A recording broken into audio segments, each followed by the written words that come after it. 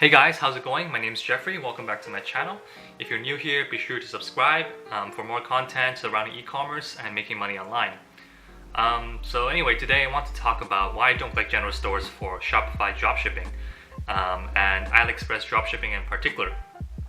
And I just want to make this little video kind of sharing my thoughts and opinions on why you shouldn't create a general store in 2019, especially down the line. Obviously I know it's a good way to start off, especially if you're a beginner in 2019 as well, because you can really test products unlimitedly or limitedlessly or whatever you want to call it. Anyway, you get my point. But down the line, I don't think it's a really good idea, and let me explain why. So here I have a few tips and a few not really tips, but like a few comments and opinions that I want to share. So first of all, I think you shouldn't start a general store is because the competition is super fierce. And so every day people are starting online businesses, particularly with Shopify and dropshipping. And essentially what you're doing is you're really competing with a bunch of people. Even though you have more experience in your hands, under your belt, it's still going to be hard because you're essentially testing the same products, using the same strategies or similar strategies and using Facebook ads. And what's going to happen is you're really competing with other people who are in the same niche as you, well, not really a niche, but like who are selling the same products. And so what's going to happen is you're going to, you have to bid them on Facebook ads, you have to bid with them. And if you're all starting off the same budget, it's really hard to compete. And yeah, that's just another flaw that you will have to deal with in the beginning. And obviously I'm not saying that for general stores you can't see success once you hit a winning product, especially that ones that's really trendy and the one that is on demand. But down the line you will have to keep finding trendy products in order to keep that revenue coming, right?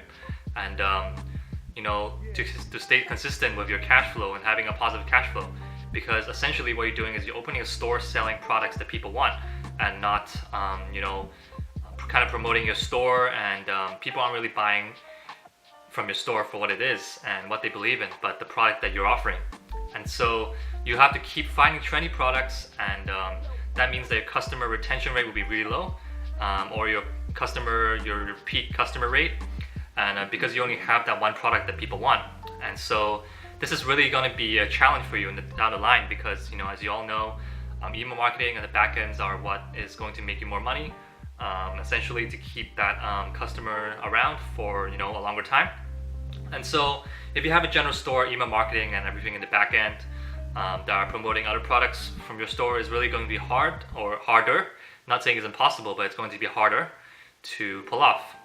And so in terms of that longevity, you're really going to be I guess at a disadvantage compared to like a branded store or like a mid-level niche, as I kind of suggest doing down the line.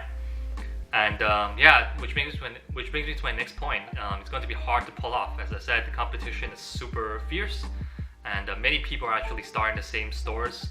So not saying you're not going to be successful, but what's going to compete, what's going to differentiate yourself with other people is how you kind of brand your store, how you set it up, and making sure that all the proper applications and all the features are in place to be successful and trustworthy. So because it's hard to differentiate yourself, you're really going to have a hard time converting that customer, especially if you have products that other people are selling using the same videos that I've also realized, using the same descriptions, using the same names, using the same apps. So it's just going to raise a bunch of red flags from the consumer's perspective, especially if you're only you're mainly targeting the States. So this is something just to keep in mind if you want to run a general store, even down the line. So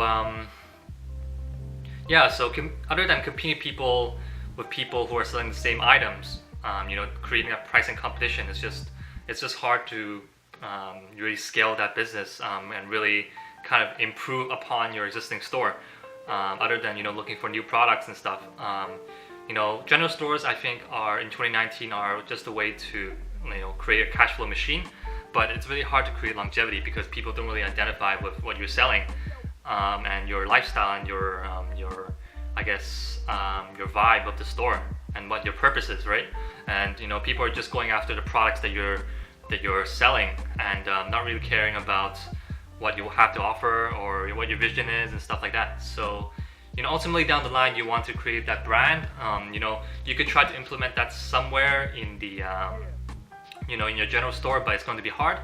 But what I suggest as always is that you have a general store to create, you can test different products, and once you find a winner, maybe you can pick a niche of some sort, like a mid-level niche or a niche store. So for example, you found this winning product surrounding electronics, you might want to make an electronics store, or maybe just a sub niche.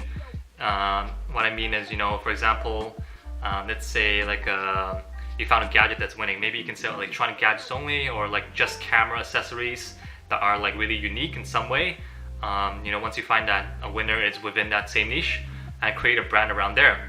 That's also going to help you with your social media pages, your branding and strategy down the line. And so yeah, just a little video I wanted to make.